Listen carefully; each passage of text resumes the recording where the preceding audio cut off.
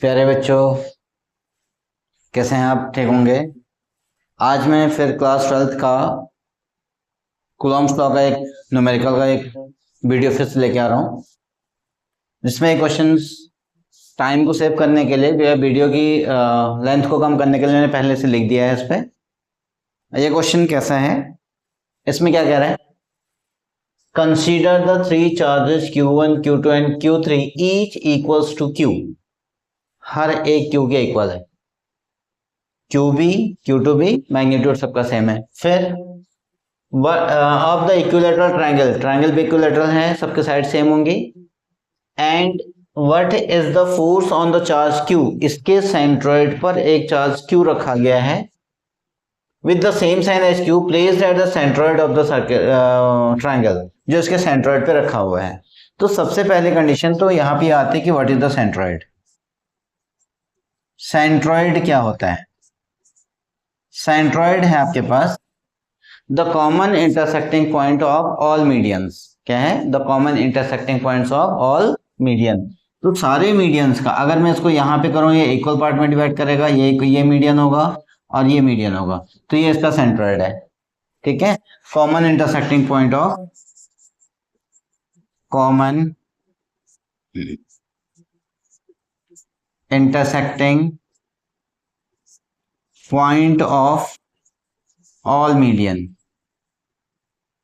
और मीडियन जो होते हैं वो एक दूसरे को वो किस पे? 2:1 पर इंटरसेक्ट करते हैं। ये भी क्लियर है, किसमें? 2:1। और 2:1 इंटरसेक्ट करते हैं। 2:1 मीन्स व्हाट? वर्टेक्स से सेंट्रॉइड 2 और सेंट्रॉइड से साइड 1, तो यानी ये 2 और ये 1 इस रेशियो में डिवाइड करेगा। और ट्रायंगल कैसा है? इक्विलैटरल ट्रायंगल है। इक्विलैटरल ट्रायंगल है तो तब भी कंडीशन सबके साइड क्या है? इक्वल है। तो इसका मतलब ये यहां से अगर मैं इसको G की बात कर दूं तो GA equals to GB equals to GC होगा।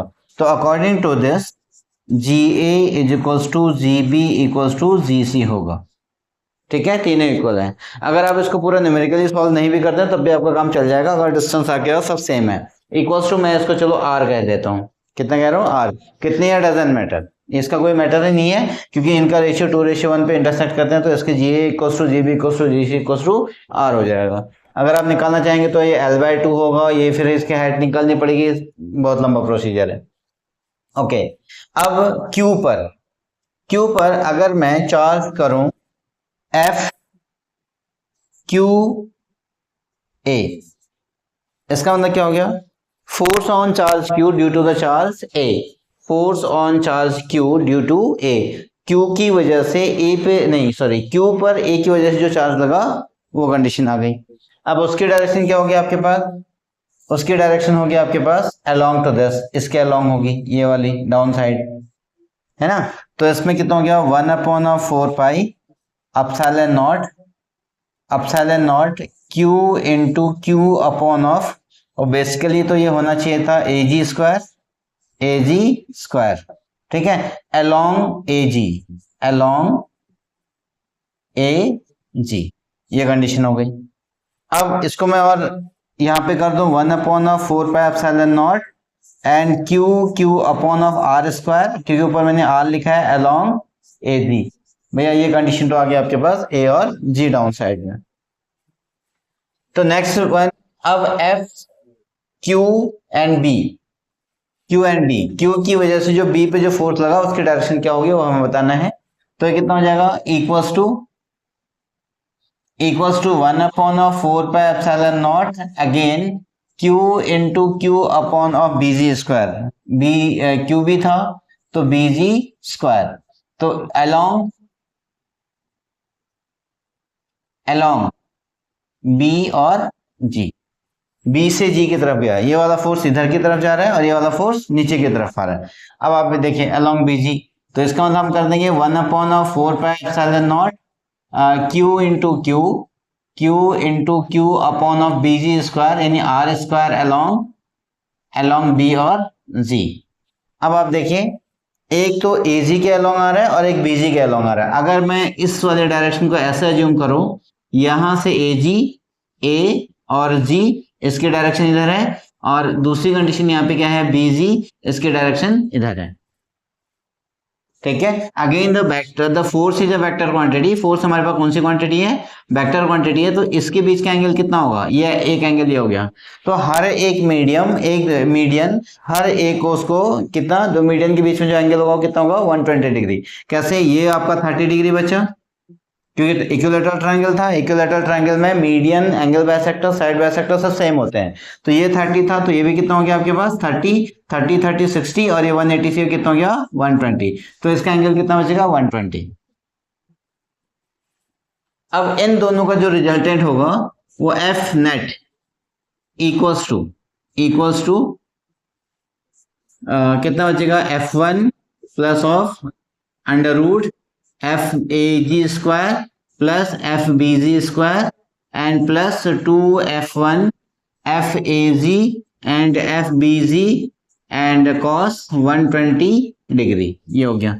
अब देखो दोनों का मैग्नीट्यूड सेम है, मैं इसको पूरा F से रिप्रेजेंट कर रहा हूँ, F² plus F² and plus 2F² और माइनस 1/2, क्योंकि देखो यहाँ पे जो मैग्नीट्यूड है वो दोनों का सेम है, 1/4πε0 QG/BG² इक्वल्स टू R², और यहाँ पे भी क्या है आपके पास QQ/R², दोनों का मैग्नीट्यूड सेम है, तो इससे ये कैंसिल हो गया, तो इक्वल्स टू कितना बच गया आपके पास, F बच गया। तो F नेट भी आपके क्या बच गया, दिस। अब इसकी डायरेक्शन कहाँ होगी, डायरेक्शन देखो एकदम, इसका मैग्नीट्यूड भी सेम है, इसका मैग्नीट्यूड भी सेम है। अगर मुझे डायरेक्शन निकालनी है तो मुझे अल्फा से निकालना पड़ेगा, तो अलोंग 60 डिग्री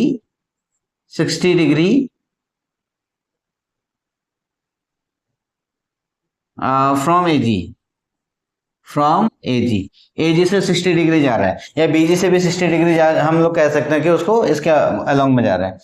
अच्छा, अब उसके बाद यह हम फिर इसको, ठीक है, अलोंग हम इसको ये कह सकते हैं, और F net equals to F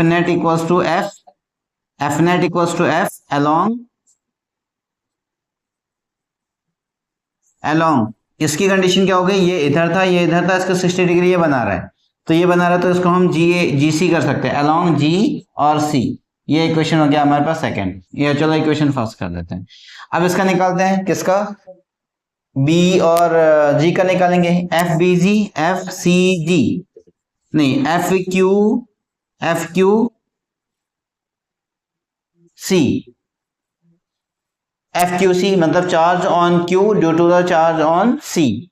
ठीक है, तो इसमें भी कितना हो गया, 1/4πε0 Q into Q upon of that is the C G square, और इसको भी अलोंग कहाँ जा रहा है, सी जी जा रहा है, अलोंग सी और जी जा रहा है। अब यहाँ पे देखिए 1/4πε0 and Q into Q upon of, इसको भी मैंने R² लिख दिया, अलोंग सी और जी, ये कितना हो जाएगा एफ क्यू सी।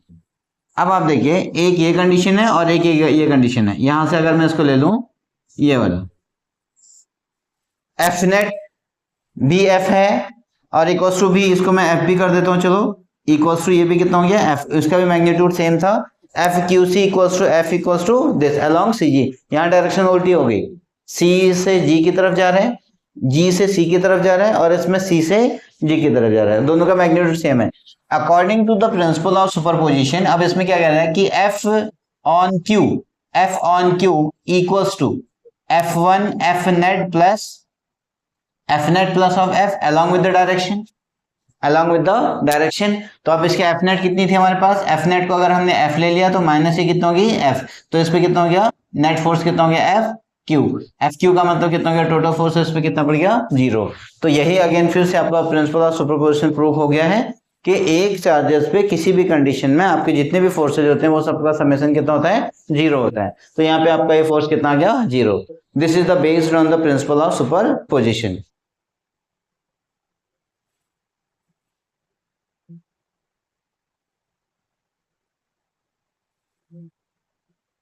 ठीक, ये एग्जांपल नंबर 1.5 था, और ये इसको आप कॉपी कर लो, और जब तक मैं इसको रब कर रहा हूं आप इसको चैनल को सब्सक्राइब भी कर दो। हाँ, this is the next question. अच्छा, ये आपका नेक्स्ट क्वेश्चन है, अगला क्वेश्चन है एनसीईआरटी का एग्जांपल नंबर 1.6 नई बुक का। इसमें देखो क्या हो रहा है, consider the charges Q, Q and minus Q place in the vertices of an equilateral triangle. ये फिर से इक्विलैटरल ट्रायंगल पे सबके साइड आपकी क्या होगी, सेम होगी। सपोज दैट इसकी साइड आपकी A है, इसकी साइड भी आपकी A है और इसकी साइड भी आपकी A है, आप R भी ले सकते हैं। The what is the force on the each charge, हर एक चार्ज पर कितना फोर्स होगा। यहां पे मैं इसको A की बात कर रहा हूं, A। अच्छा मैं डायग्राम फिर से बनाऊंगा, A और इधर हो गया B और ये हो गया C। हर एक कॉर्नर पे जिस पर जो भी चार्जेस है उस पर कितना फोर्स होगा, ये इस चीज को डिटरमाइन करेगा, यानी हमें बताना है। सबसे पहली चीज इस पे क्या है कि हमने एक चार्ज पे लिया A पर। अच्छा फोर्स ऑन चार्ज ए पे कितना फोर्स होगा। अब देखो मैं फिर से डायग्राम बना रहा हूं बच्चों, ये देखो ये आपका एक चार्ज था Q1 equal to Q charge था, ये पॉइंट A है और एक चार्ज ये है। इस टाइम पे स्टेशनरी, इस पे फोर्स लगना है, यानी इसका कोई इंपैक्ट नहीं होगा। इस पे कितना फोर्स लगेगा वो डिटरमाइन करेगा इसमें। यहां पर B पॉजिटिव चार्ज था, यहाँ पे B पॉजिटिव चार्ज था और ये पॉजिटिव चार्ज था। Similar charges ripple each other, इसने इसको क्या कर दिया, इस साइड में रिपल किया तो ये इधर की तरफ आ गया। तो यानी F1 और 2 बचा, F1 और 2। क्लियर, इसके डायरेक्शन इधर। और यहां पर आपके पास कौन सा चार्ज है, C चार्जेज है, यहां पे माइनस Q चार्जेज है। ये इसको अपनी तरफ खींचेगा या फिर रिपल करेगा। अनलाइक चार्जेस माइनस Q और ये क्या है प्लस Q, माइनस Q और प्लस Q दोनों में चार्ज में अपोजिट चार्जेस है, तो ये दोनों आपस में क्या करेंगे, एक दूसरे को अट्रैक्ट करेगा। तो इसकी डायरेक्शन आपकी क्या होगी, इधर। क्लियर, तो ये बचेगा आपके पास F1 और 3। ट्रायंगल इक्विलैटरल है तो ये 60 डिग्री और ये वाला कौन सा हो गया 180 डिग्री। में से 60 को माइनस करेंगे तो कितना हो गया 120 डिग्री। अब देखो इसका रिजल्टेंट कहां जाएगा, 120 डिग्री, इसका रिजल्टेंट ये जाएगा, ये हो गया आपके पास F1 ये हो गया जो F पे फोर्स लगेगा। क्लियर, अब the triangle is the equilateral, triangle कैसा है, इक्विलैटरल है, तो इसका मतलब सबके ऊपर फोर्स भी क्या होगा, सेम होगा। और इससे फोर्स सेम होगा तो इसका मतलब कितना कितना फोर्स जाना चाहिए, इसमें भी फोर्स और इसमें भी फोर्स, दोनों में सेम है क्योंकि चार्जेस सेम है और चार्जेस भी सेम है, मैग्नीट्यूड भी सेम है, डिस्टेंस भी सेम है, तो मैग्नीट्यूड भी क्या होगा, सेम होगा। तो अब यहाँ पे F12 करूंगा मैं, F12 equals to F13 is equals to 1/4 pi epsilon not Q into Q upon of A square. F12 ये हो गया along BA और इसमें F13 इक्वल्स टू F नहीं, अच्छा ठीक है, दोनों का मैग्नीट्यूड सेम है। ये इसका मैग्नीट्यूड की बात करूं मैं, डायरेक्शन को रिमूव कर देंगे तो यहाँ पे as F12 along BA and F13 along AC, ये इसकी तरफ गया। तो इसका F नेट कितना होगा, F1 equals to under root F12 square plus of F13 square plus of 2F12 into F13 और इक्वल्स टू कॉस 120 डिग्री। फिर से हम इसको सॉल्व करेंगे तो कितना हो गया, दोनों का मैग्नीट्यूड सेम है तो F1 इक्वल्स टू, मैं इसको नॉर्मली इसको F भी कर लेता हूँ, चलो तो ये कितना हो गया, दैट इज द F। तो ये हो गया F स्क्वायर और plus of F square plus तो ये हो गया 2F स्क्वायर माइनस 1/2 कॉस 120 की वैल्यू कितनी होती है 1/2, इससे ये कैंसिल हो गया माइनस, तो ये बचेगा आपके पास F। तो F1 इक्वल्स टू F बच गया, तो इक्वल्स टू कितना हो गया 1/4 pi epsilon not and Q upon of, यानी Q square upon of R square. Along कहाँ है, देखो ये साइड और ये साइड दोनों पैरेललोग्राम के जाएंगे along the direction along BC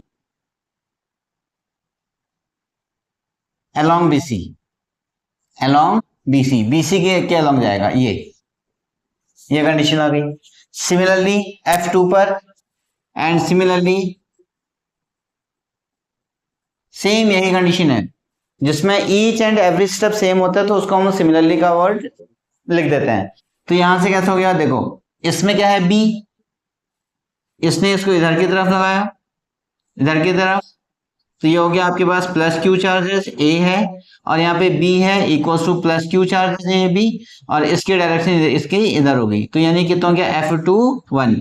और यहाँ पर सी पॉइंट इज दियर, यहाँ पे कौन सा चार्ज है माइनस क्यू, यहाँ पर भी है यहाँ पर भी है ए। तो अब यहाँ पे कितना चार्ज हो गया, इसकी डायरेक्शन किधर हो गई, इसकी डायरेक्शन हो गई इस साइड में, है ना। इसको हम लोग कह देंगे F1 F23, ये भी 120 डिग्री, इसका रिजल्टेंट हो गया F2। तो सेम है magnitude. So F2 equals to 1/4 Q into Q upon of A square along. अब देखो ये और ये दोनों पैरेलल हो जाते हैं, अलोंग ए सी। तो F2 equals to 1/4 and Q square upon of A square along A C. Because vector, क्योंकि फोर्स हमारे पास कैसा डायरेक्शन है, फोर्स कैसी क्वांटिटी है, वेक्टर क्वांटिटी, इसकी वजह से हमें इसको डायरेक्शन के साथ में मेंशन करना पड़ा है। ठीक है। और नेक्स्ट क्वेश्चन है आपके पास सी पर, अच्छा F3 पर, F3 कितना होना चाहिए। F3 के लिए फिर मैंने यहाँ पे सी पे की बात कर रहे हैं, एक इधर चार्जेस है प्लस क्यू और एक इधर चार्जेस है प्लस क्यू। इसमें से इसने इसको रिपेल किया, सॉरी ये नेगेटिव चार्ज है, ये एज इट इज रहेगा, ये इसको अपनी तरफ खींचेगा, ये वाला भी एज इट इज रहेगा, और ये कहाँ करेगा, इसको अपनी तरफ खींचेगा। तो ये क्या हो गया F31 और ये कितना हो गया F32। तो इसमें मैग्नीट्यूड सेम है। सिमिलरली इसमें से F31 equals to 1/4 and Q square upon of A square, ये हो गया। और अलोंग CA, और यहाँ पर F31 और F32 इक्वल्स टू कितना हो गया 1/4 Q square upon of A square along CB। ये CB की कंडीशन हो गई। अब यहाँ पर जो ये एंगल बना है, ये इक्विलेटरल ट्रायंगल का एंगल है, तो दैट इज 60 डिग्री। ये कितने का होगा, 60 डिग्री का होगा। अब इसका रिजल्टेंट देखो कहाँ जाएगा, एक फोर्स इधर है, एक फोर्स इधर है, इसका डायरेक्शन इस तरफ होगा। ठीक है, क्योंकि इनका जो आपने, अगर हम वेक्टर का कौन सा लॉ लें, पैरेललोग्राम लॉ लें, तो दोनों को इनिशियल वेक्टर है, इसका जो डायगोनल होगा वो आपका इसके अलोंग जाएगा। तो that's why the resultant vector आपका क्या होगा, इस साइड होगा। अब F3 कितना होगा, F3 में देखिए F3 equals to F3 equals to under root of F12 F31 का स्क्वायर प्लस ऑफ F32 का स्क्वायर और प्लस ऑफ 2F31 और F32 और cos 60 हो गया। अब ये कितना हो गया, अंडर रूट F31 को हमने F स्क्वायर ले लिया, प्लस ऑफ इसको भी F स्क्वायर ले लिया, plus of 2F into of F cos 60 की वैल्यू हो गई 1/2। यहाँ से पॉजिटिव, इससे ये कैंसिल हो गया। तो कितना हो गया, under root of 3F square. तो इसको हमने किया तो ये बचेगा F under root of 3, F3 equals to F under root of 3। तो F अंडर रूट ऑफ 3, तो यहाँ पे F3 कितना हो गया, तो what is the F3 equals to F1/4 under root of 3 into 1/4 and Q square upon of A square.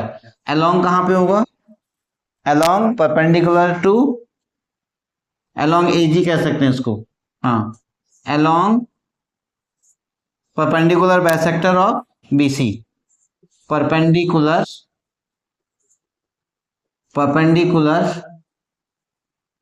Bisector of